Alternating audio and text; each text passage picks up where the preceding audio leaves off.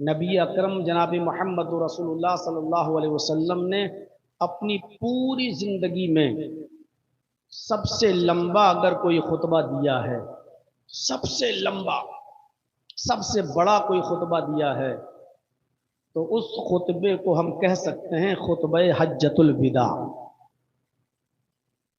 जो आपने अरफात के मैदान में दिया था। आपने अपनी ऊंटनी कस्बा पर कजावा कसवाया और उसी ऊंटनी पर बैठकर आपने वो खुतबा दिया था। उस वक्त सुनने वालों की तादाद थी 1,44,000 या 1,24,000। कोई माइक नहीं था, चैनल नहीं थे,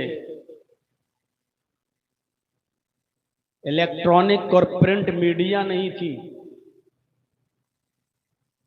वो खुतबा आपने दिया था बगैर माइक के, बगैर मीडिया के सामने आए हुए, और वो खुतबा आज तक पढ़ा जाता है, सुना जाता है, सुनाया जाता है, और अल्लाह ताला ने नबी अकरम के उस खुतबे को पूरी दुनिया तक पहुंचा भी दिया।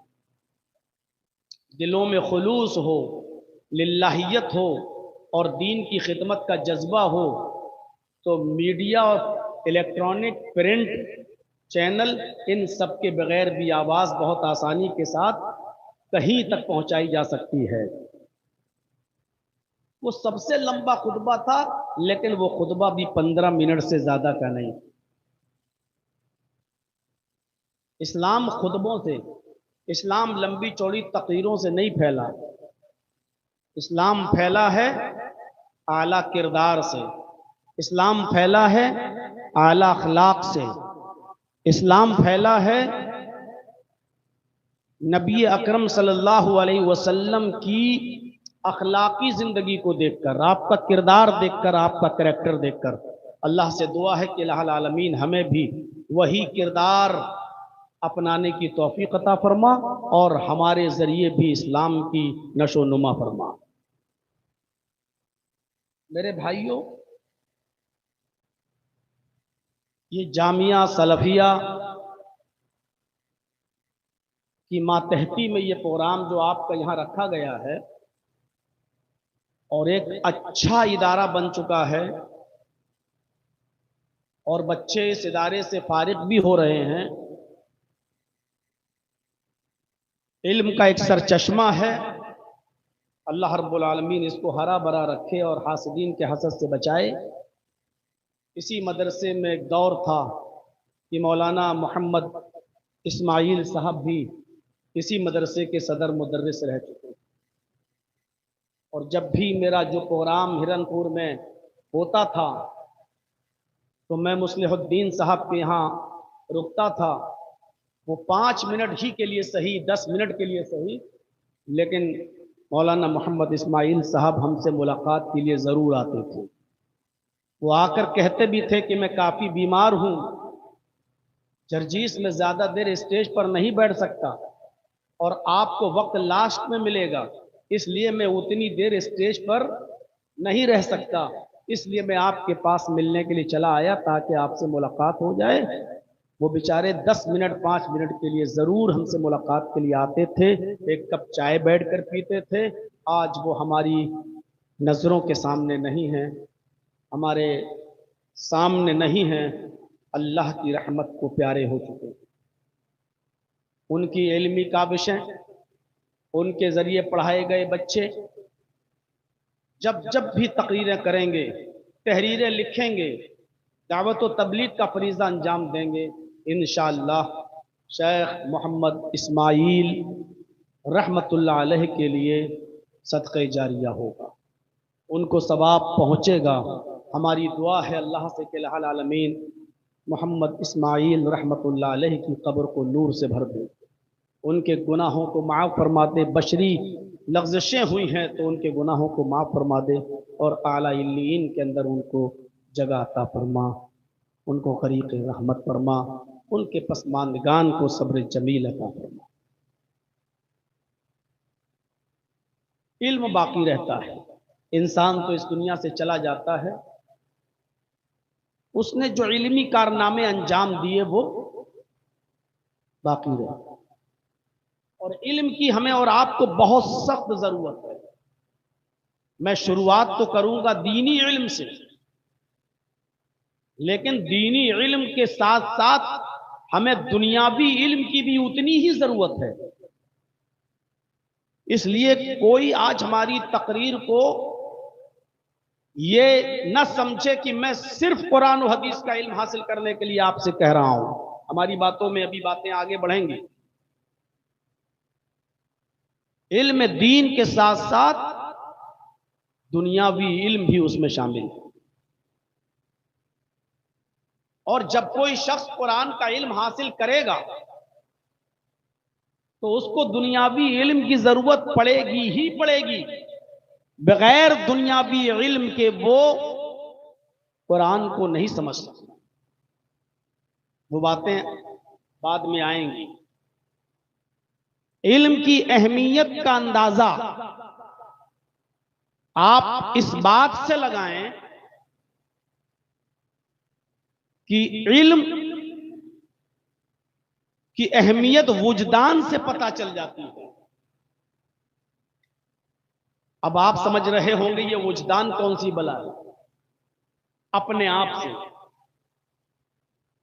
एक जाहिल आदमी हो, अंगूठा टेक हो, दस्तखत भी करना ना जानता हो, किसी स्कूल में, मकतब में, प्राइमरी स्कूल में भी उसने पढ़ा ना हो, पूरी तरीके से जाहिल हो, लेकिन अगर आप उस अनपढ़ से, उस जाहिल से भी अगर आप ये कह दें कि तू बहुत बड़ा जाहिल है, तो कितना बड़ा जाहिल है, तो देखिए अभी आपे से बाहर हो जाएगा, गुस्से से आंख बगोला हो जाएगा,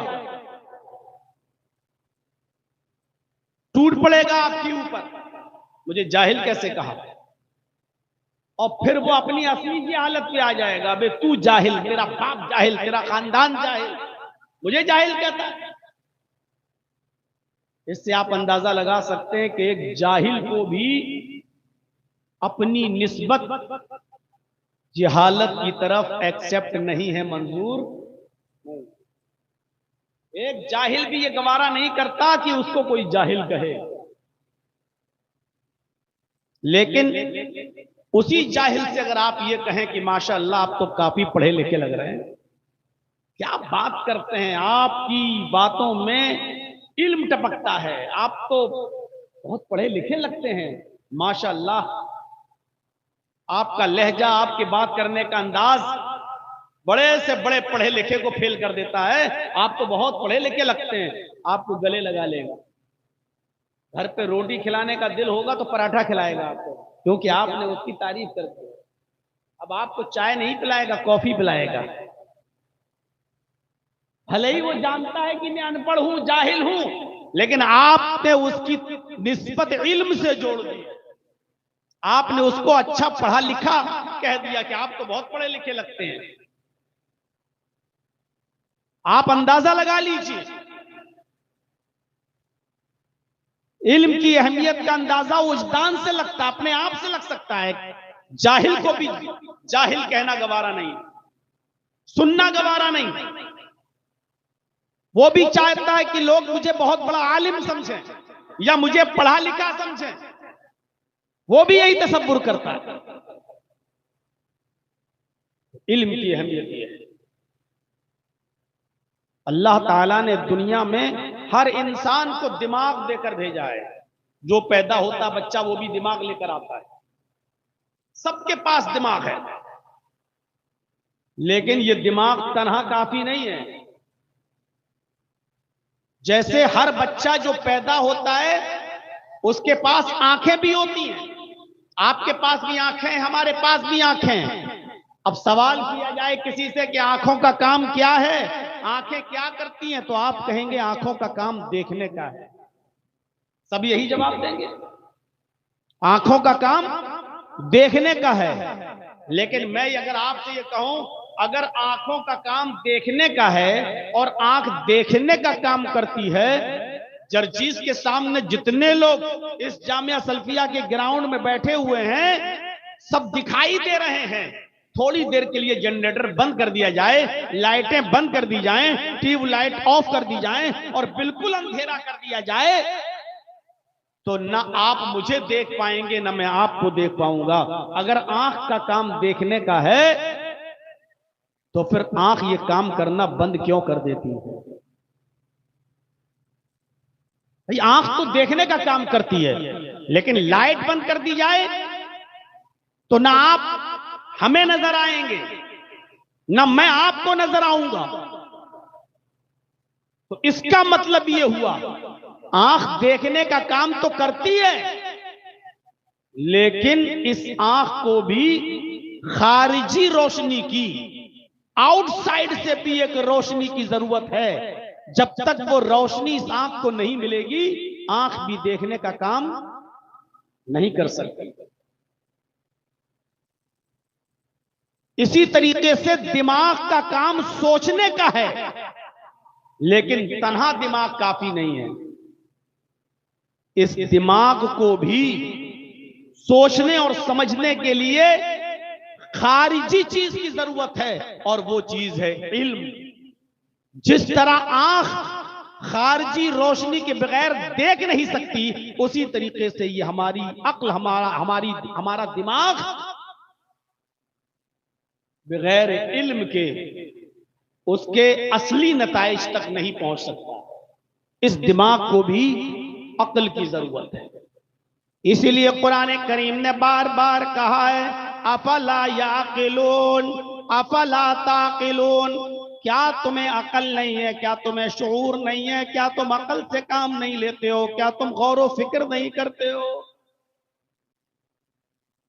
बार बार कुरान की आयतें पढ़ेंगे आप, बार बार कुरान कह रहा, क्या तुम्हारे पास अकल नहीं है? क्या तुम अकल से काम नहीं लेते हो? क्या तुम सोचते नहीं हो? क्या तुम्हें इस बात का इल्म नहीं है? यानी इस दिमाग को भी सोचने और समझने के लिए इल्म की जरूरत है।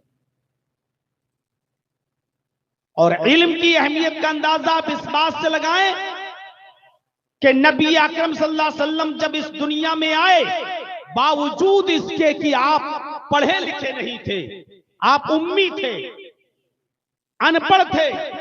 जैसे मां के पेट से जो बच्चा पैदा होता है वो पढ़ना लिखना नहीं जानता, ऐसे ही मोहम्मद रसूलुल्लाह भी पढ़ना लिखना नहीं जानते थे।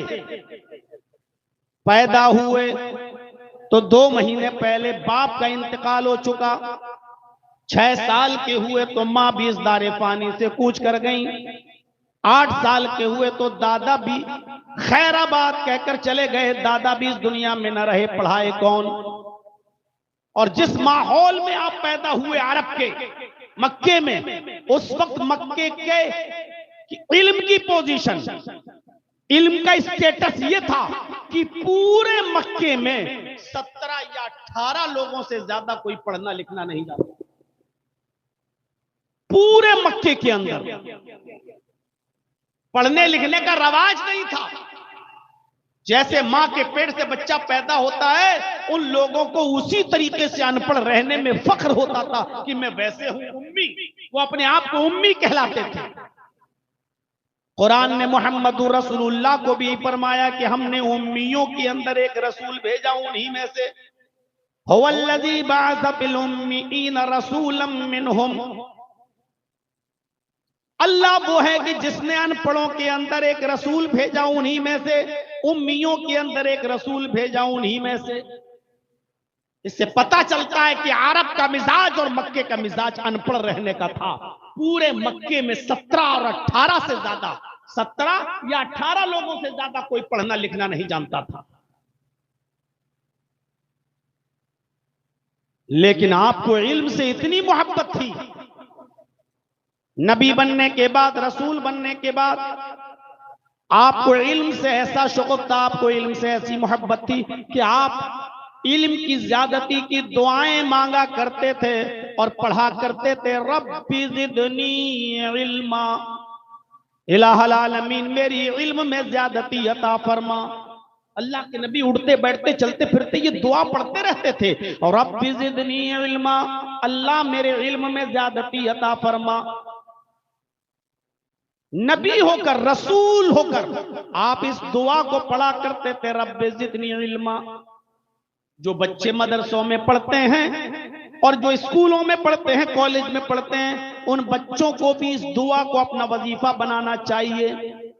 उठते बैठते चलते फिरते वो भी ये दुआ पढ़ते रहा करें, रब्बी ज़िदनी इल्मा, अल्लाह मेरे इल्म में ज्यादती अता फरमा, अल्लाह मुझे इल्म से नवाज, अल्लाह मुझे इल्म अता फरमा। नबी अकरम ये दुआ पढ़ा करते थे, रब्बी ज़िदनी इल्मा, आय अल्लाह मेरे इल्म के अंदर ज्यादती अता फरमा।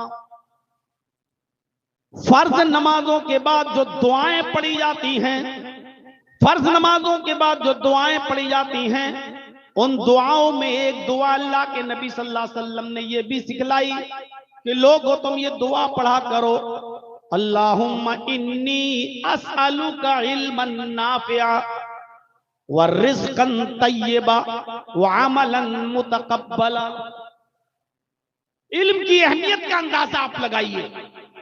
हर फर्ज नमाज के बाद जो दुआएं पढ़ी जाती हैं, हदीसों से साबित हैं, अस्तगफिरुल्लाह, अल्लाहुम्मा अंतस सलाम व मिनकस सलाम, अल्लाहुम्मा इन्नी अला ज़िक्रिका व शुक्रिका व हुस्न इबादतिक, है आयतुल कुर्सी, कुल औज़ु बिरब्बिल फलक, कुल औज़ु बिरब्बिन नास, कुल हुवल्लाहु अहद।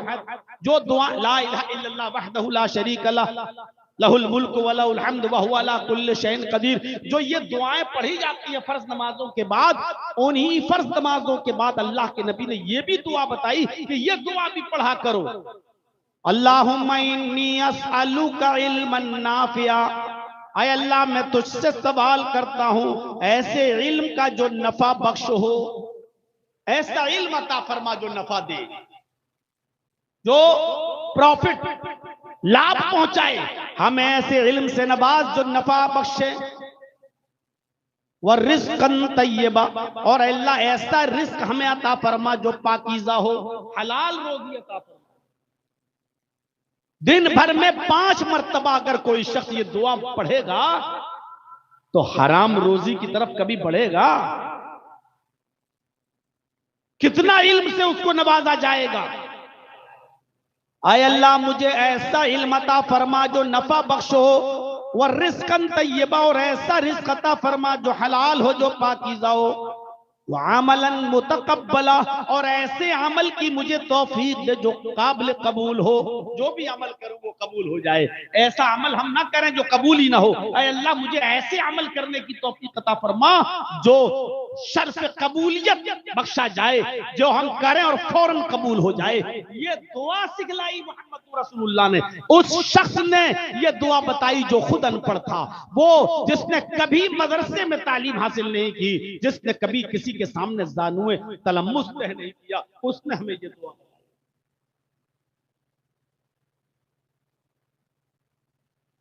और एक इल्म से उसने बचाया भी। ये भी कहा कि हर इल्म फायदेमंद नहीं है, इसलिए जब दुआ मांगो कि अल्लाह मुझे इल्म नफा बख्श इल्म अता फरमा, तो ये भी कहो और पनाह भी मांगो अल्लाह से, अल्लाहुम्मा इन्नी अऊज़ु बिका मिन इल्मिन ला यनफ़उ, अल्लाह मुझे ऐसा इल्म मत अता फरमा, मैं पनाह चाहता हूं तेरी ऐसे इल्म से जो नफा बख्श न हो, जो फायदेमंद न हो। दो तरीके के इल्म हो गए, एक इल्म से नफा पहुंचता है और एक इल्म वो है जो नफा नहीं पहुंचाता है। वो कहीं भी हो सकता है, वो दुनियावी इल्म भी हो सकता है और दीनी इल्म भी हो सकता है। दुनियावी इल्म आपने हासिल करके एमबीबीएस डॉक्टर बन गए, एमएस डॉक्टर बन गए, अब आप सबको लूट रहे हैं। 1000-2000 रुपए प्रॉफिट ले लीजिए, लेकिन मरने के बाद भी आप लाश को वेंटिलेटर पर रखे हुए हैं। अब वो वेंटिलेटर से उसका पेट फूला है, धक धक हो रहा है, रिश्तेदार समझ रहा है कि मेरा मरीज जिंदा है, हालांकि वो वेंटिलेटर की ऑक्सीजन से धड़क रहा है, हालांकि वो मर चुका है। लेकिन ये डॉक्टर बता नहीं रहा मरीज को कि तुम्हारा, उसके मालिक को, कि तुम्हारा मरीज मर गया। अब वो रोजाना 1 दिन 2 दिन 3 दिन 40,000 50,000 का बिल बनाकर तीसरे दिन कह रहा है कि साहब आपका मरीज मर गया, सॉरी मैं बचा नहीं पाया, और 3 दिन का 1.5 लाख रुपया उससे वसूल कर रहा है, जबकि उस डॉक्टर को मालूम था कि ये 3 दिन पहले मर चुका है। ये इल्म चाहे दुनियावी हो लेकिन गैर नफा बख्श है। और कुरान और हदीस का इल्म हासिल करने के बाद भी अगर गैर नफा बख्श हो, ना आप उससे फायदा उठाएं ना कोई दूसरा उससे फायदा उठाए, तो ये भी गैर नफा बख्श इल्म है। इसलिए फरमाया ये दुआ मांगा करो कि अल्लाह मुझे ऐसे इल्म से नजात अता फरमा जो नफा बख्श ना हो। अल्लाह के रसूल सल्लल्लाहु अलैहि वसल्लम ने कभी सदका नहीं खाया। एक बार आपके नवासे ने सदके का एक खजूर उठाया और मुंह में रखा, तो अल्लाह के रसूल सल्लल्लाहु अलैहि वसल्लम ने अपने नवासे का मुंह खोला और कहा कख कख फेंको फेंको थूको थूको। हजरत हसन या हुसैन ने उसको थूक दिया। आपने फरमाया सदका आले रसूल पर हराम है, हमारी नस्ल हमारे खानदान हमारे अहले बैत में कोई भी सदका नहीं खा सकता है, निकालो इसको। और सदका हर उस शख्स के लिए हराम करार दे दिया जो गैर जरूरतमंद हो, जिसको जरूरत नहीं। क्या आज बड़े बड़े मौलवी सदका नहीं खा रहे हैं? आइए आप, हम वेस्ट यूपी के मगरबी यूपी के अमीर हैं, तस्दीक देते हैं, तौसिया लिखते हैं। कितने ऐसे लोगों को हम पकड़ते हैं जिनके यहाँ कोई इदारा नहीं है और वो अपने इदारे के नाम चंदा कर रहे हैं। फोन लगा के पूछता हूं तो पता चला कि उस बस्ती में कोई इलाका कोई इदारा ही नहीं है। मेरे भाइयों, इल्म चाहे दीनी हो, अगर वो नुकसान पहुंचाने के लिए आप या गलत इस्तेमाल कर रहे हैं तो वो चीज गलत है। और किसी ने पूछा था कि दुनिया में सबसे ज्यादा ताकतवर चीज क्या है? जवाब दिया लोहा। कहा सही बोले, लोहे से भी ज्यादा ताकतवर चीज क्या है? जवाब दिया आग, जो लोहे को पिघला देती है। हाँ ठीक है, आग से भी ज्यादा ताकतवर भी कोई चीज है? जवाब दिया हाँ, पानी, जो आग को भी बुझा देती है। अच्छा, पानी से भी ज्यादा ताकतवर कोई चीज है? तो जवाब दिया हाँ, इंसान, जो पानी भी पी जाता है। कहा इंसान से भी ज्यादा ताकतवर कोई चीज है? तो जवाब दिया हाँ, मौत, जो इंसान को भी खा जाती है। कहा मौत से भी ज्यादा ताकतवर कोई चीज है? जवाब दिया हाँ, सदका, जो मौत को टाल देता है। अच्छा, सदके से भी ज्यादा ताकतवर कोई चीज है? तो उस आदमी ने जो मौलवी से जलता था वो बोला हाँ। का क्या? का सदके से भी ज्यादा ताकतवर चीज है मौलवी, जो सदका भी खा जाता है। जलता था वो मौलवी से। का सदके से भी ज्यादा ताकतवर चीज है कोई? कहा क्या? का मौलवी, जो सदका भी खा जाता है। उसने कहा देखो, दुनिया की सबसे ज्यादा ताकतवर चीज मौलवी। मैं ऐसे दिल जले इंसान को बताना चाहता हूं कि मौलवी भी गलत हो सकता है, डॉक्टर भी गलत हो सकता है, दीन की तालीम हासिल करने के बाद भी आदमी बिगड़ सकता है, और दुनिया की तालीम हासिल करने के बाद भी आदमी बिगड़ सकता है। कसूर तालीम का नहीं है, कसूर हुसूले इल्म को गलत तरीके से, गलत नीयत से हासिल करने का है। अगर आप छुरी बनाते हैं तो कसूर छुरी बनाने वाले का नहीं है, कसूर छुरी इस्तेमाल करने वाले का है। वो छुरी सब्जी काटने के लिए इस्तेमाल कर रहा है या किसी आदमी का मर्डर करने के लिए इस्तेमाल कर रहा है। छुरी बनाने वाला गलत नहीं है, छुरी का इस्तेमाल करने वाला गलत हो सकता है। अगर वो सब्जी काट रहा है तो ठीक, और अगर वो किसी इंसान का मर्डर कर रहा है तो गलत। इसी तरीके से इल्म, ना इंग्लिश इल्म बुरा है, ना दुनियावी इल्म बुरा है, ना दीनी इल्म बुरा है, बल्कि उस इल्म को हासिल करने वाला किस इल्म का इस्तेमाल कैसे कर रहा है, ये चीज देखी जाएगी मेरे भाई। यही जबान है, सुभान अल्लाह, अल्हम्दुलिल्लाह कहिए तो अच्छी चीज है, और इसी जबान से कहिए तेरी माँ का, तेरी बहन का, तो यही जबान बुरी चीज। जबान बुरी नहीं है, जबान का इस्तेमाल जबान को अच्छा या बुरा बनाता है। इल्म बुरा नहीं है, इल्म का इस्तेमाल इंसान को अच्छा या बुरा बनाता है। इसीलिए अल्लाह के नबी सल्लल्लाहु अलैहि वसल्लम ने इल्म दीन को इतनी अहमियत दी, फरमाया मन खराजा फी इल्म, जो इल्म के रास्ते में निकला, जो इल्म को हासिल करने के लिए निकला, वह हुआ फी सबीलिल्लाह, वो जब तक इल्म हासिल करता है वो अल्लाह के रास्ते में होता है। वो जब तक इल्म हासिल करता है वो अल्लाह के रास्ते में होता है, उसको फी सबीलिल्लाह रहने का सवाब मिलता है, वो अल्लाह के रास्ते में है। हत्ता यरजिया, यहाँ तक कि वो हुसूल इल्म के बाद अपने घर लौट ना आए। ये मदरसों में पढ़ने वाले बच्चे जब तक मदरसों में पढ़ेंगे फी सबीलिल्लाह, ये अल्लाह के रास्ते में है, ये अल्लाह के रास्ते में है, और जब ये पढ़कर अपने घर पहुंच जाएंगे, अपने घर लौट जाएंगे, तब तक ये अल्लाह के रास्ते में रहेंगे। इसीलिए अल्लाह के नबी जनाबी मोहम्मद रसूलुल्लाह सल्लल्लाहु अलैहि वसल्लम ने इल्म दीन की अहमियत को इस अंदाज से पेश करते हुए फरमाया कि अद-दुनिया मलऊनतुन व मलऊनुम मा फीहा, पूरी की पूरी दुनिया मलऊन है, पूरी की पूरी दुनिया काबिले लानत है, पूरी की पूरी दुनिया मलऊन है। वो मलऊनतुम माफी, मलऊनुम माफिया, और जो कुछ भी इस दुनिया में है सब कुछ मलऊन है, लानत है उस पर, जो कुछ भी दुनिया में है। इल्ला ज़िक्रुल्लाहि ताला व मा वाला, तिर्मिज़ी के अल्फाज, अल्लाह के नबी फरमाते हैं सिर्फ अल्लाह का जिक्र ऐसी चीज है जो काबिल लानत नहीं है, मलऊन नहीं है। वह आलिमन औ मुतअल्लिमन, और इस दुनिया में इल्म हासिल करने वाला आलिम और इल्म हासिल करने वाला मुतअल्लिम, यानी सीखने वाला और इल्म दीन सिखाने वाला, इन दोनों को छोड़कर पूरी सारी चीज मलऊन है। यानी हर वो तालीम, हर वो चीज जो आपको अल्लाह से दूर कर दे वो मलऊन है दुनिया की। इससे आप अंदाजा लगा सकते हैं कि इल्म की कितनी अहमियत है, इल्म का कितना बड़ा मकाम है।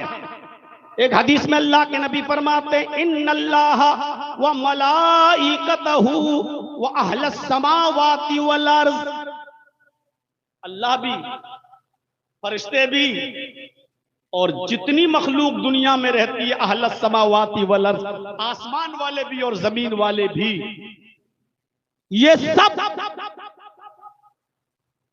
नमलता फी जोहरिहा, यहां तक के सुराखों में रहने वाली चींटियां भी, वहत्तल हूत, और समंदर में तैरने वाली मछलियां भी, युसल्लूना अला मुअल्लिमिन नासी खैरा, इल्म हासिल करने वाले, इल्म पढ़ने वाले और पढ़ाने वालों के लिए दुआएं करते रहते हैं। अल्लाह भी, फरिश्ते भी, जमीन और आसमान की सारी मखलूक भी, यहां तक के चींटियां भी अपनी सुराखों में, और समंदर की मछलियां भी इल्म हासिल करने वालों के लिए सब दुआएं करते रहते हैं। इससे आप बहुत बखूबी अंदाजा लगा सकते हैं कि इल्म की अहमियत क्या है। आइए अब थोड़ा सा मैं रुख बदलता हूं आपका। नबी अकरम पर सबसे पहली जो आयतें नाजिल हुई उसका ताल्लुक भी इल्म से। गौर कीजिए, तौहीद के बगैर कोई इस्लाम नहीं ला सकता, मुसलमान नहीं हो सकता। जब तक वो ला इलाहा इल्लल्लाह मुहम्मदुर रसूलुल्लाह न पढ़ ले, इस्लाम में दाखिल नहीं हो सकता। और इस्लाम में दाखिल होने के बाद पहली चीज इकामिस्सलाह, नमाज कायम करो, फिर इता इस ज़कात दो, फिर सौमी रमजान, रमजान के रोजे रखो, फिर वल हज, हज करो, खाने काबा की जियारत। ये चीजें इस्लाम की बुनियाद हैं और इस्लाम इन्हीं पर टिका हुआ है। लेकिन मोहम्मदुर रसूलुल्लाह गारे हिरा में मौजूद है, वो गारे हिरा जहां आज भी लोगों को जाने में, उसकी ऊंचाई देखते हैं नीचे से तो वहां तक पहुंचने में डर लगता है। अल्लाह के नबी उस गारे हिरा में हैं, रात के अंधेरे में, अभी नबी नहीं बने, उस गारे हिरा में जिब्राइल आते हैं और आकर कहते हैं इक़रा या मोहम्मद, आए मोहम्मद पढ़ो, आए मोहम्मद पढ़ो। आपने कहा माना बिकारी में पढ़ना नहीं जानता, क्या पढ़ूं, मैं तो पढ़ना ही नहीं जानता। जिब्राइल ने पकड़ा, खींचा और दबाया, जोर से छोड़ दिया और कहा इक़रा या मोहम्मद, आए मोहम्मद पढ़ो। बुखारी किताब बदिल वही पढ़िए। आपने कहा माना बिकारी में पढ़ना नहीं जानता, फिर छोड़ दिया, दबाया, फिर छोड़ दिया और फिर कहा तीसरी बार इक़रा या मोहम्मद, आए मोहम्मद पढ़ो। आपने कहा मैं पढ़ा हुआ नहीं हूं। फिर पकड़ा, फिर दबाया, इतनी जोर से दबाया कि अल्लाह के नबी फरमाते लक़द खशीतु अला नफ्सी, मुझे ऐसा लगा कि कहीं मेरी जान न चली जाए। फिर छोड़ दिया और छोड़ने के बाद कहा इक़रा बिस्मि रब्बिकल लज़ी खलक़, खलक़ल इंसान मिन अलक़, इक़रा व रब्बुकल अकरमुल लज़ी अल्लम बिल कलम, अल्लमल इंसान मा लम यअलम। पढ़ो उस रब के नाम से जिसने पैदा किया, जिसने इंसान को जमे हुए खून से पैदा किया। इक़रा व रब्बुकल अकरमुल लज़ी अल्लम बिल कलम, पढ़ो, पढ़ते जाओ, तुम्हारा रब बड़ा करम वाला है, जिसने इंसान को कलम के जरिए इल्म सिखलाया, जिसने इंसान को कलम के जरिए इल्म सिखलाया। मेरे भाइयों, गौर कीजिए कुरान की आयतों पर। इस्लाम जिन 5 चीजों पर टिका हुआ है, उन 5 चीजों में से कोई चीज सबसे पहले नाजिल नहीं हो रही है। सबसे पहले अगर कुरान की आयतें नाजिल हो रही हैं तो उन आयतों का ताल्लुक इल्म से। पूरी दुनिया शस्त्र है, बड़े बड़े, मैं गैर मुस्लिमों के स्टेज पर जा चुका हूं, मैं क्रिश्चियन लोगों के स्टेज पर भी गया हूं। बॉम्बे के अंदर सांता क्रूज में एक चर्च है ईसाइयों का। बॉम्बे में प्रोग्राम के मौके पर गया, उन लोगों को मालूम हुआ कि यहां जर्जी साहब आए हैं, तो उन लोगों ने अपने चर्च में भी मुझे दावत दी। और अफसोस मेरे भाइयों, गौर कीजिए आप कि मुझसे पहले जो क्रिश्चियन पादरी बोल रहा था, स्पीच दे रहा था, उसने भी यही बयान किया उस चर्च के अंदर कि इल्म सबसे ज्यादा इस्लाम पेश करता है। यहां तक कि कुरान की पहली आयतें इल्म से भरी हुई हैं, और ये वो नबी मोहम्मद पेश कर रहा है जो खुद पढ़ा लिखा नहीं है। ये बयान एक ईसाई पादरी के मुंह से मैंने उस चर्च के अंदर सुना है। और आप, ये इस्लाम की बुनियादी तालीम है जो नमाज का हुक्म नहीं दे रही है, रोजे का हुक्म नहीं दे रही है, ज़कात की तालीम नहीं दे रही है, हज के बारे में नहीं बता रही है, जन्नत जहन्नम के बारे में नहीं बता रही है, पड़ोसियों के हुकूक, गैर मुस्लिमों के हुकूक, जानवरों के हुकूक पर चर्चा नहीं कर रही है। सबसे पहले हुक्म दे रही है कि पढ़ो, पढ़ो, इल्म हासिल करो। मेरे भाइयों, गैर मुस्लिम सबसे ज्यादा कुरान की आयत को पसंद करते हैं और वो अपनी तकरीरों में, अपनी स्पीच में पेश करते हैं। हजरत, अभी तक आपका हुआ नहीं है, इनसे कह रहा हूं, अभी तक हुआ नहीं है आपका। बहुत लेफ्ट डाउन करते हो आप, थोड़ा थोड़ा नीचे कर लो भाई, पीछे भी लोग बैठे हैं, नीचे करो चैनल को, तो मीनार नहीं है, नीचे करो, पीछे भी लोग बैठे हुए हैं। तो ये इल्म है। वो चाहता तो सबसे पहले ला इलाहा इल्लल्लाह की दावत दे सकता था, वो चाहता तो नमाज का हुक्म दे सकता था, लेकिन कुरान की पहली आयतें जो गारे हिरा में नाजिल हो रही हैं, वो क्या कह रही हैं? पढ़ो। और क्या कह रही हैं? उस रब के नाम से पढ़ो जिसने पैदा किया है। सब जानते थे ये दुनिया किसने पैदा की, अरब के जाहिल भी जानते थे ये दुनिया बनाने वाला कौन है। आज के मौजूदा इस दौर में एक पढ़ा लिखा और अंग्रेजी जबान का एक्सपर्ट जावेद अख्तर जैसा आदमी नहीं समझ पा रहा है कि ये दुनिया कैसे बनी, किसने बनाई, बनाने वाला कौन, उसका मुनकिर। लेकिन अरब के जाहिल जानते थे कि ये दुनिया बनाने वाला कौन। अरब के लोग अल्लाह का इनकार नहीं करते थे, कतई इनकार नहीं करते थे। कुरान उनके बारे में कहता है, आए मोहम्मद सल्लल्लाहु अलैहि वसल्लम आप इनसे पूछो मन खलक़स समावाति वल अर्ज़, जमीन व आसमान का खालिक कौन है, तो ये यही जवाब देंगे अल्लाह।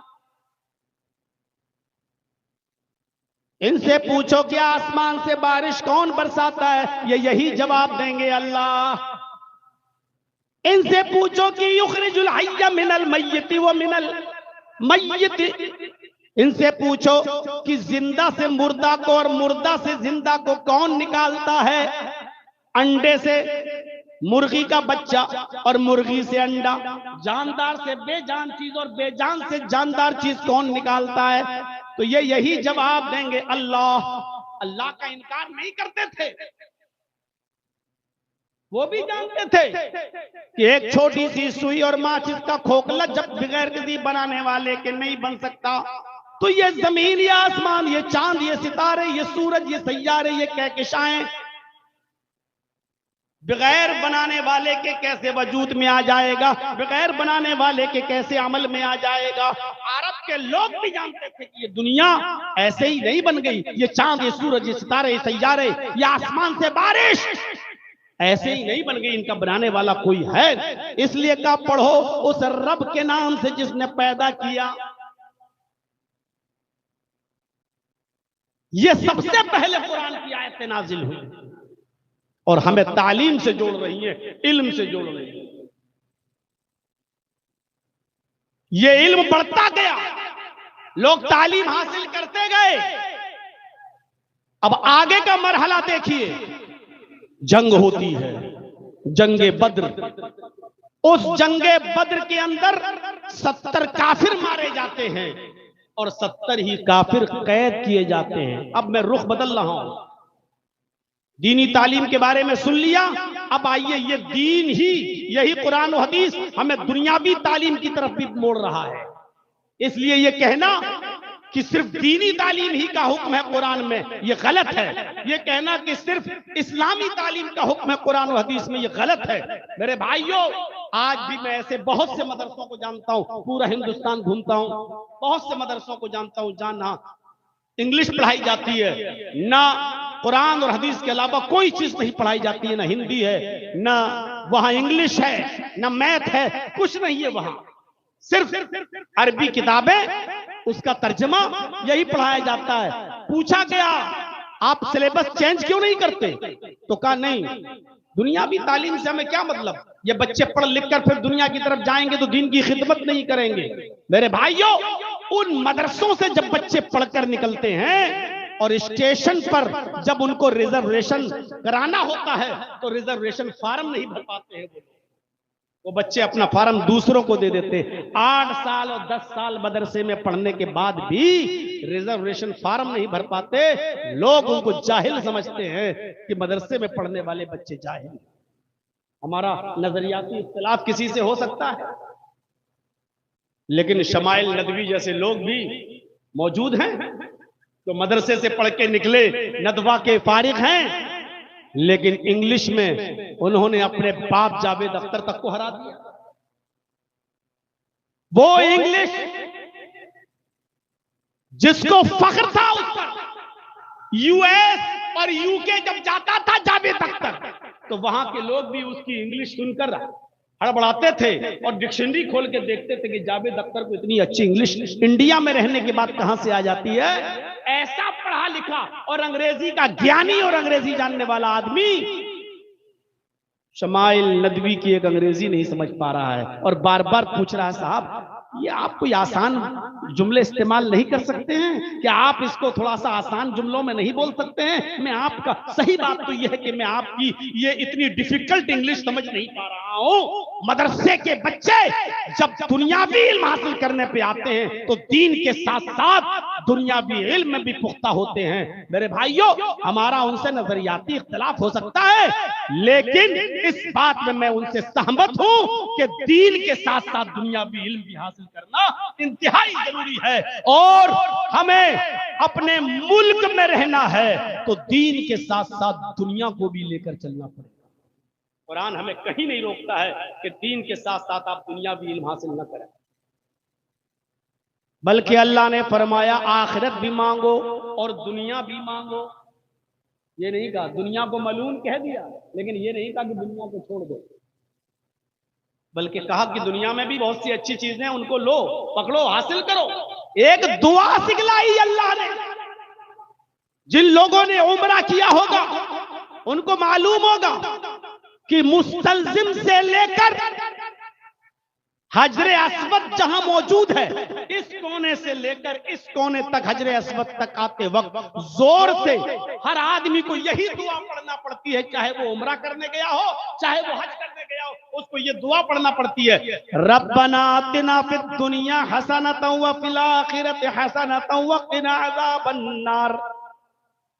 रब्बना आतिना फिद दुनिया हसनतन व फिल आखिरति हसनतन व क़िना अज़ाबन नार। ऐ हमारे रब, हमें तू दुनिया की अच्छाइयां अता फरमा और आखिरत की अच्छाइयां भी अता फरमा, आखिरत की भलाइयां भी अता फरमा, व क़िना अज़ाबन नार, और हमको जहन्नम के अजाब से बचा ले, हमको जहन्नम के अजाब से नजात अता फरमा।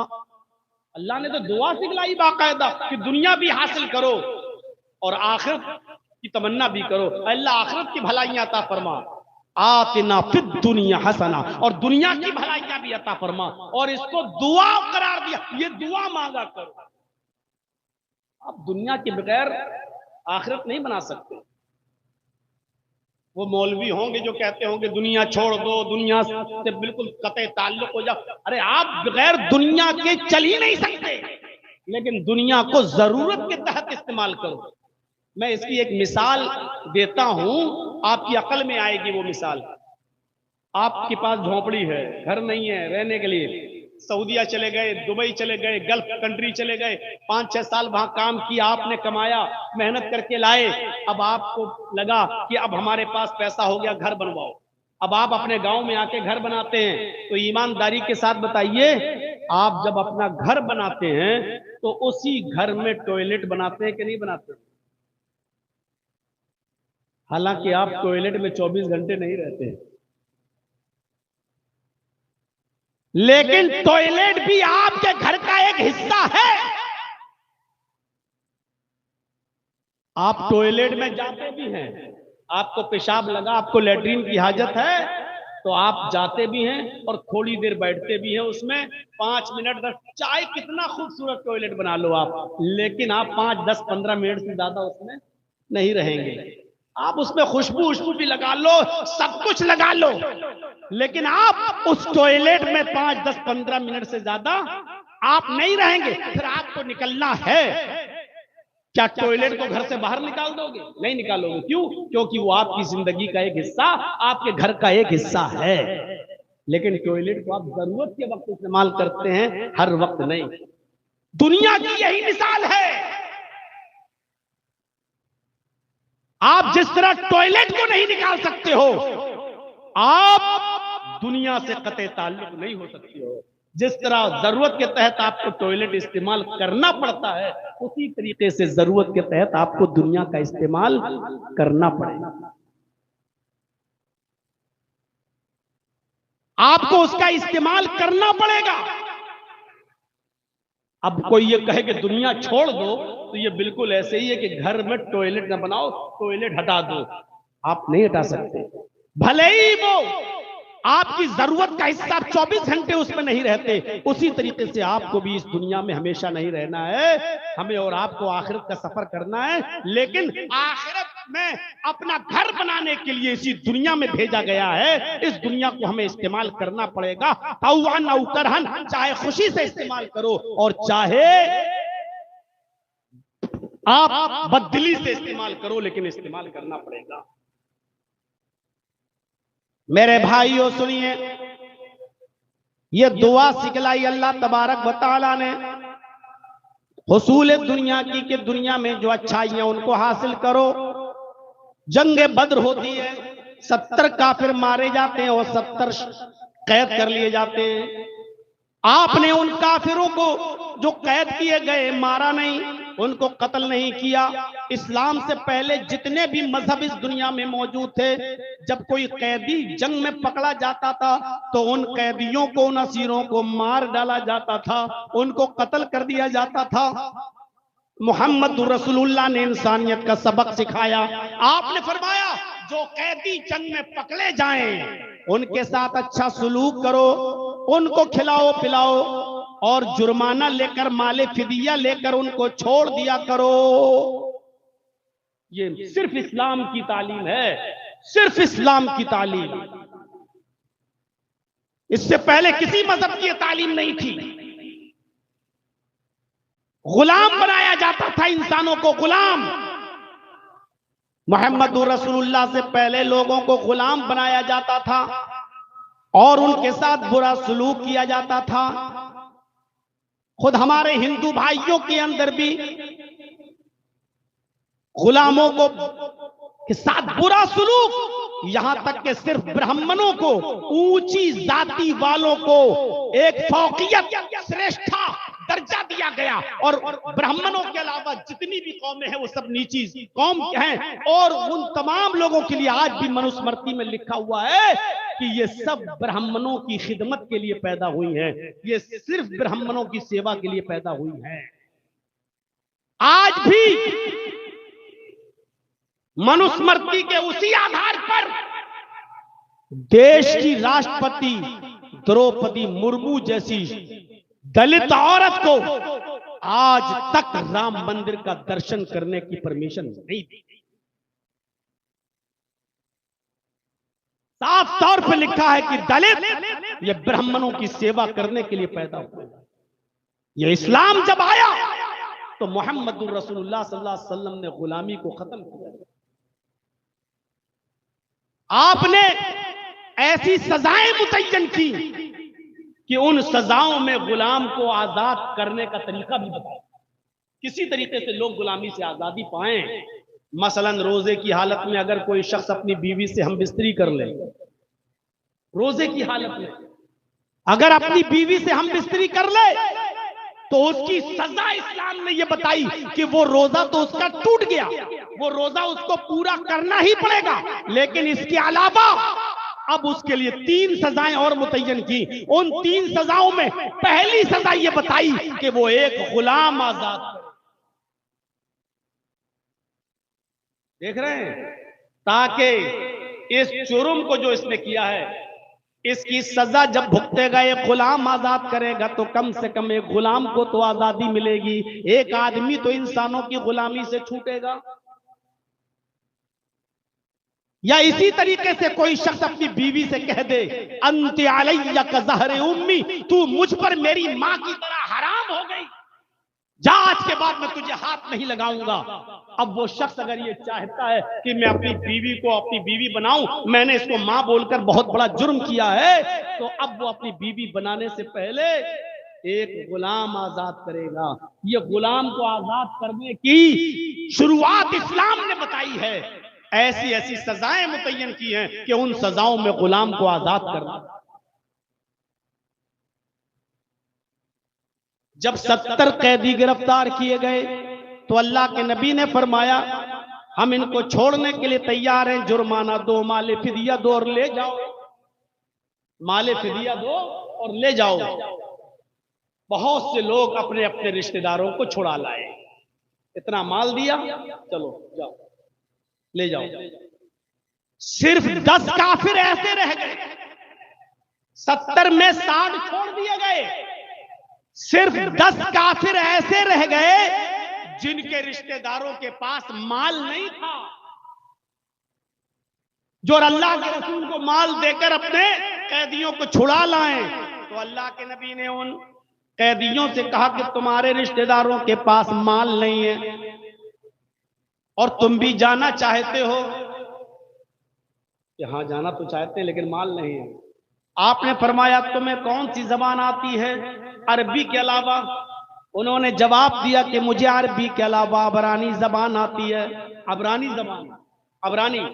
अल्लाह के नबी ने फरमाया तुम में एक आदमी मेरे 10 सहाबा को अबरानी जबान सिखाएगा। देख रहे हैं आप, तुम में एक आदमी मेरे 10 सहाबी को अबरानी जबान सिखाएगा। अब तुम जितनी जल्दी मेरे सहाबा को अबरानी जबान सिखा दोगे, हम तुम्हें छोड़ देंगे। अब जल्दी जाने के चक्कर में इन लोगों ने मुहम्मदुर रसूलुल्लाह सल्लल्लाहु अलैहि वसल्लम के सहाबा को जल्दी से अबरानी जबान सिखा दिया और आपने भी छोड़ दिया। जब ये सहाबा अबरानी जबान सीख गए तो अल्लाह के नबी ने उनको उस मुल्क के अंदर भेजा जहां के लोग अबरानी जबान जानते थे। आपने फरमाया जाओ, अब तुम उस मुल्क के अंदर जाओ और अबरानी जबान में इस्लाम की दावत दो। जो लोग अरबी नहीं जानते आप उनको अरबी अबरानी जबान में इस्लाम पहुंचाओ, उनको तौहीद की दावत अबरानी जबान में दो, उनको इस्लाम की दावत अबरानी जबान में दो। अब उनको उनकी जबान में इस्लाम पहुंचाया गया और वो लोग भी इस्लाम लाए। इससे पता चलता है कि मुहम्मदुर रसूलुल्लाह सल्लल्लाहु अलैहि वसल्लम ने दूसरी जबान सीखने को मना नहीं किया और दूसरी जबान में इस्लाम की दावत और इस्लाम की तबलीग से मना नहीं किया है। इसलिए आज जरूरत है इन मदरसों को दीन के साथ साथ दुनियावी तालीम भी दें। मैं जानता हूं कि सबसे बेहतर तालीम कुरान की तालीम है और अल्लाह के नबी ने दीनी तालीम को फर्ज करार दिया। मन तलब, आपने साफ फरमाया तलबुल इल्म फरीज़तुन अला कुल्li मुस्लिम, इल्म दीन का हासिल करना हर मुसलमान पर फर्ज है। इसमें मर्द भी शामिल है, औरत भी शामिल है। क्या कहा गया? इल्म हासिल करना हर मुसलमान पर, ख्वाह वो मर्द हो या औरत, फर्ज है। फर्ज, ये फर्ज किफाया नहीं है। जो पढ़ना चाहे पढ़ ले और जो छोड़ना चाहे छोड़ दे। मौलाना किफायतुल्लाह सनाबली की बाकायदा तहकीक है इस मसले पर कि उन्होंने लिखा कि ये फर्ज ऐन है। जैसे नमाज फर्ज है, रोजा फर्ज है, हज फर्ज है, ज़कात फर्ज है, इसी तरीके से हर मुसलमान के लिए इल्म दीन हासिल करना, उसकी जरूरी तालीमात को हासिल करना, जरूरी दीन सीखना, जरूरत के मुताबिक, जरूरत के तहत, जरूरत बकद्र जरूरत इल्म दीन हासिल करना भी हर मुसलमान पर, चाहे वो मर्द हो या औरत, फर्ज। और आप जानते हैं कि इसमें कुरान सबसे आला किताब, यही वो किताब है। पहले इल्म दीन हासिल करने से पहले आपको इस कुरान की हैसियत, इसकी हक्कानियत, इसकी आज़मत को समझना पड़ेगा। दुनिया के सारे मजहब उठा लो, हिंदू धर्म, ईसाई धर्म, यहूदी मजहब, कोई भी मजहब उठा लो और चैलेंज के साथ उन लोगों से पूछो कि वो अपनी किताबों में ये बताएं, सिर्फ ये बताएं कि वो कैसी किताब है। बाइबिल से पूछो, आए बाइबिल, इंजील बता तू कैसी किताब है, इंजील नहीं बताएगी। जबूर से पूछो, आए जबूर तू कैसी किताब है, जबूर नहीं बताएगी। आप हिंदू धर्म की किताबों से पूछो, वेदों से पूछो, आए वेद बता तू कैसी किताब है, वेद नहीं बताएगा। आप सवाल करिए, पढ़ जाइए पूरी बाइबिल, पढ़ जाइए इंजील, पढ़ जाइए जबूर, सारी किताबें पढ़ जाइए और पढ़ जाइए वेद और पूछो कि आए वेद बता कौन सी किताब, कोई किताब आपको जवाब नहीं देगी। आप कुरान से पूछो, आए कुरान बता तू कैसी किताब है, आए कुरान बता तू कैसी किताब है, कुरान जवाब देगा ज़ालिकल किताबु ला रैब फीह, ये कुरान, ये किताब बिला शक व शुबा दुरुस्त है, इसमें शक करने की कोई गुंजाइश नहीं। ये कुरान आपको जवाब देगा। आप दूसरी किताबों से सवाल करो, आए किताबों तुम किन लोगों के लिए उतारी गई हो, किन लोगों के लिए भेजी गई हो। पूरी इंजील पढ़ जाओ, जवाब नहीं मिलेगा। पूरा जबूर पढ़ जाओ, जवाब नहीं मिलेगा। वेद पढ़ जाओ, जवाब नहीं मिलेगा।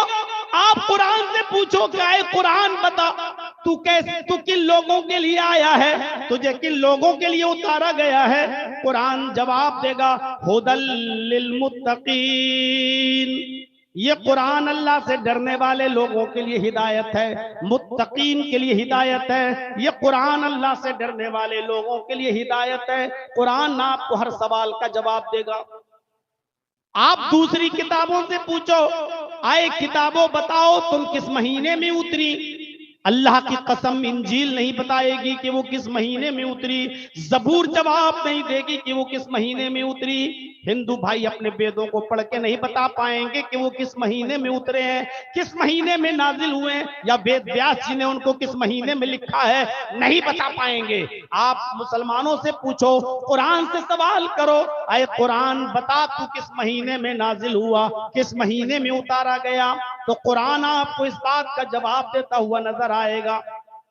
शहरु रमज़ान अल्लज़ी उन्ज़िला फ़ीहिल कुरआन। रमजान का महीना वो बाबरकत महीना है जिस महीने के अंदर कुरान नाजिल किया गया है। कुरान आपको इस बात का जवाब देता हुआ नजर आएगा। आप दूसरी किताबों से पूछो, आए किताबों तुम किस रात में नाजिल हुई हो, दिन में हुई हो या रात में। न जबूर बताएगी, न इंजील बताएगी, न वेद बताएगा, न गुरु ग्रंथ बताएगा, न जैनिज्म बताएगा। दुनिया की सारी किताबें खामोश, किसी के पास जवाब नहीं। कुरान से पूछो, है कुरान तू दिन में नाजिल हुआ या रात में नाजिल हुआ, कुरान जवाब देगा लैलतुल क़द्री खैरुम मिन अल्फि शहर। हमने इस कुरान करीम को रमजान में आने वाली लैलतुल क़द्र के अंदर नाजिल किया है, और लैलतुल क़द्र का जागना 1000 महीनों की इबादत से ज्यादा बेहतर है। ये जवाब मिलेगा कुरान से। तौरात से पूछो, है तौरात तुझे लाने वाला नबी कौन, तौरात खामोश। पूरी तौरात में नहीं लिखा होगा कि मैं मूसा पे उतरा या मूसा लेकर आए। इंजील से पूछो कि तुझे लाने वाला नबी कौन, पूरी इंजील खामोश। ईसा का जिक्र तो है, जीसस का जिक्र तो है, लेकिन ये इंजील जीसस पे, ईसा पे उतरी, पूरी इंजील खामोश। वेदों से पूछो तुम्हें लाने वाला अवतार कौन, ऋषि कौन, पैगंबर कौन, वेद भी खामोश। वेदों में जवाब नहीं मिलेगा।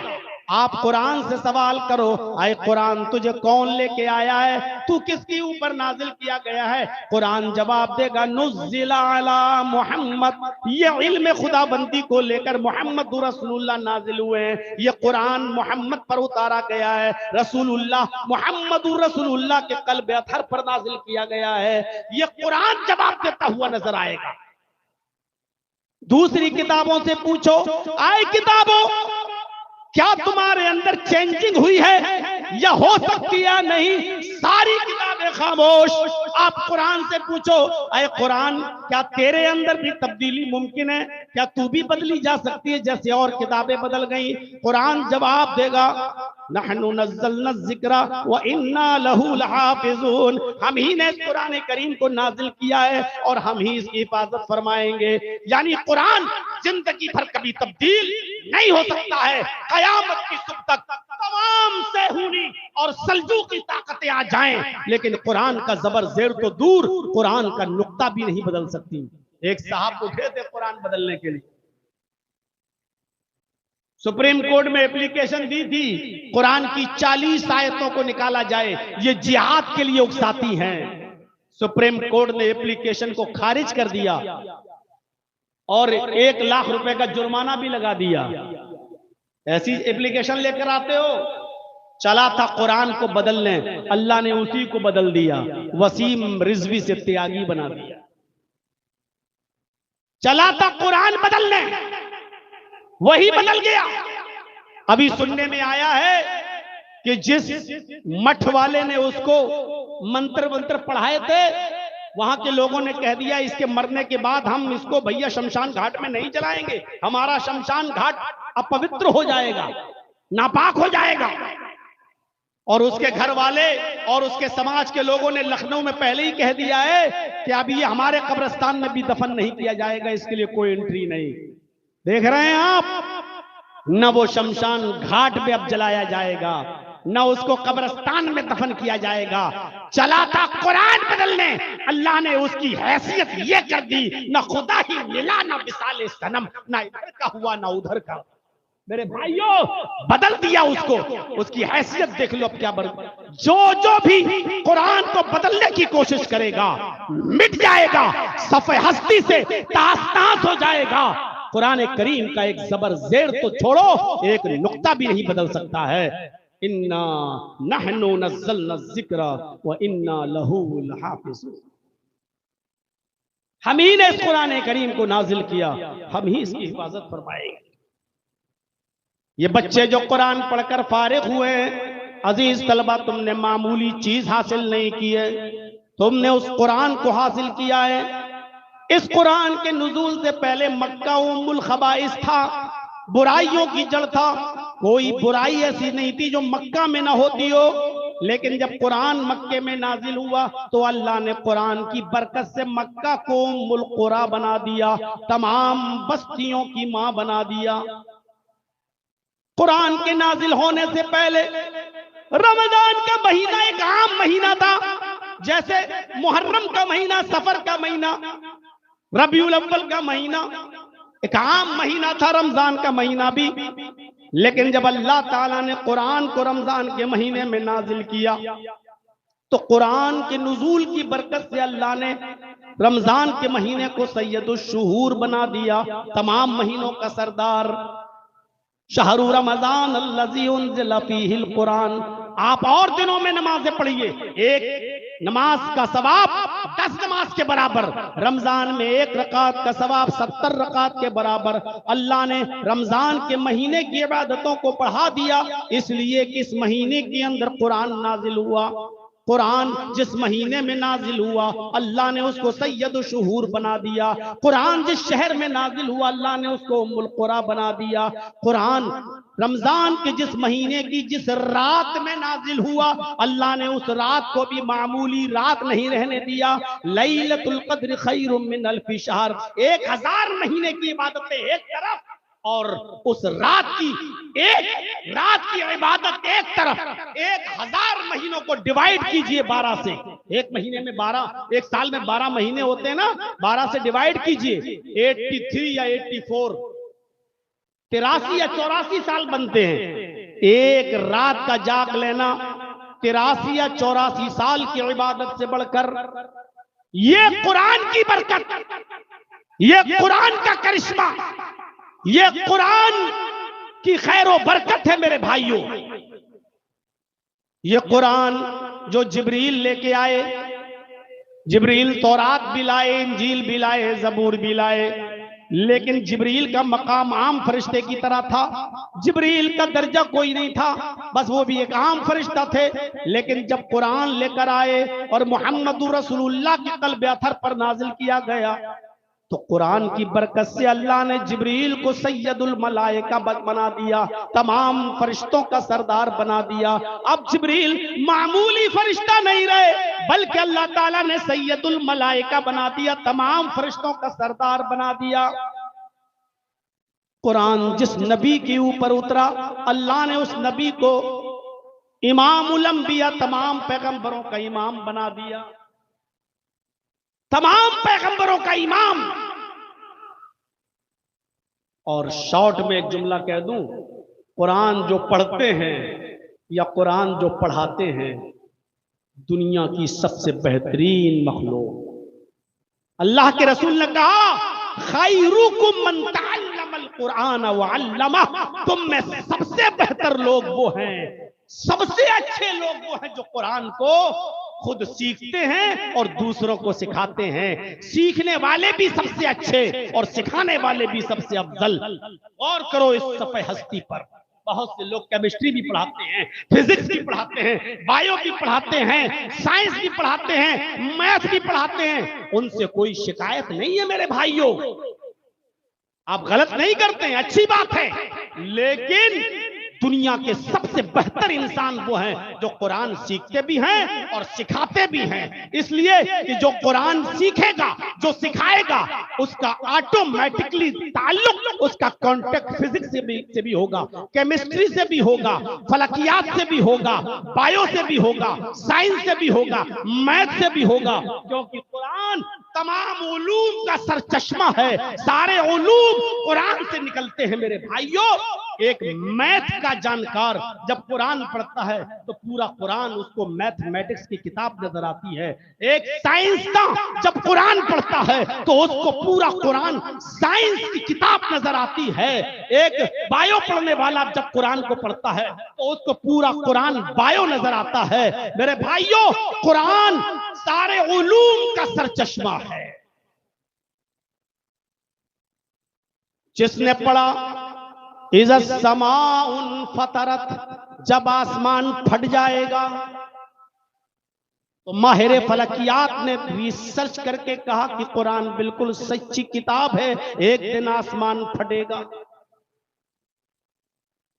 जिस साइंटिस्ट ने पढ़ा, कुरान में लिखा इज़्ज़ शम्सु कुव्विरत, जब सूरज को लपेट दिया जाएगा। सूरज को लपेटने का मतलब सूरज की गर्मी को लपेटना, यानी धीरे धीरे सूरज लपेट दिया जाएगा, यानी उसकी रोशनी कम होती चली जाएगी, कम। और आज भी साइंस यही कहती है कि सूरज की गर्मी धीरे धीरे कम हो रही है।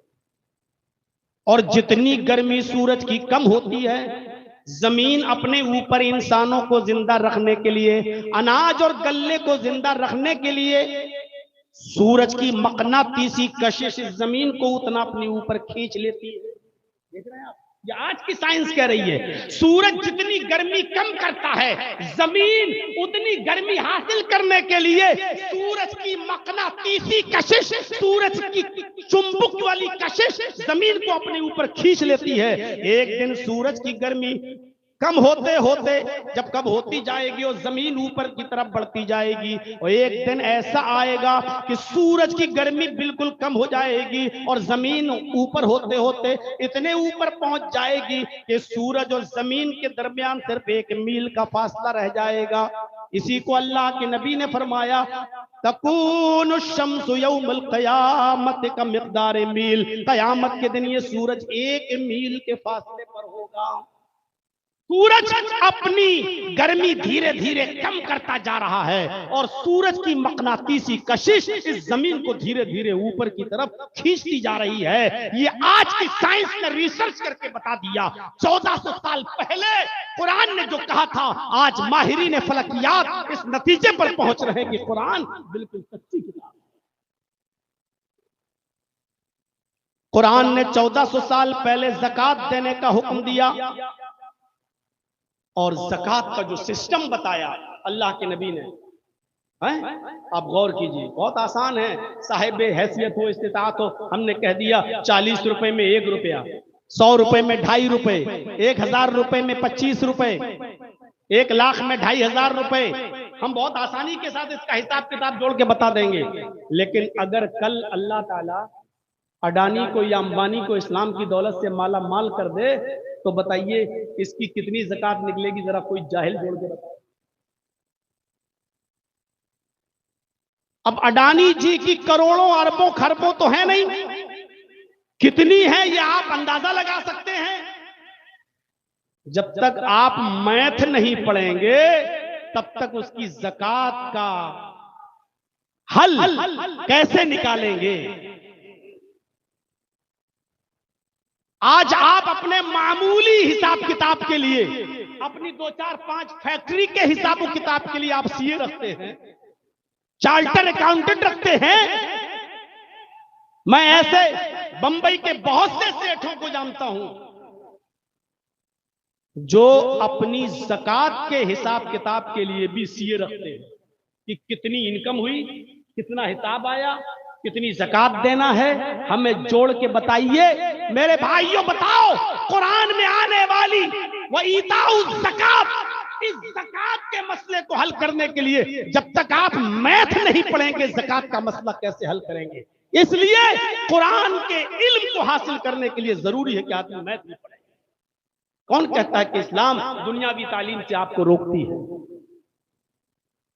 आपके पास जमीनें भी हैं, जायदाद भी है, कारोबार भी है, फैक्ट्री भी है, आप मर गए, आपके बेटे भी हैं, बेटियां भी हैं, आपकी मां भी जिंदा है, आपकी बहन भी है। आपके मरने के बाद अब आपकी विरासत कैसे तकसीम होगी? किसी का 1/2, किसी का 1/4, किसी का 1/6, किसी का 1/8। जब तक आप मैथ नहीं पढ़ेंगे तब तक आप अपनी प्रॉपर्टी, जमीन और जायदाद का बंटवारा नहीं कर सकते हैं। इल्मुल फराइज को सीखने के लिए आपको मैथ भी पढ़ना पड़ेगी। इसलिए कुरान और हदीस आपको दुनियावी तालीम हासिल करने से नहीं रोकती है। इसलिए मदरसों में आप दीन के साथ साथ दुनियावी तालीम का हासिल करना भी बहुत जरूरी है। हमारे उत्तर प्रदेश के अंदर तो बुलडोजर चलाए जा रहे हैं मदरसों पर, और आपने देखा होगा 4-5 दिन से आज तक और NDTV और भारत जी न्यूज हमारे पीछे हाथ धोकर नहीं, नहा धो के पड़ा हुआ है। आप टीवी खोल के देख रहे होंगे, आज भी एक टीवी चैनल पे चला हुआ है और हमको ममता का दलाल कह रहा है आज भी। और यहाँ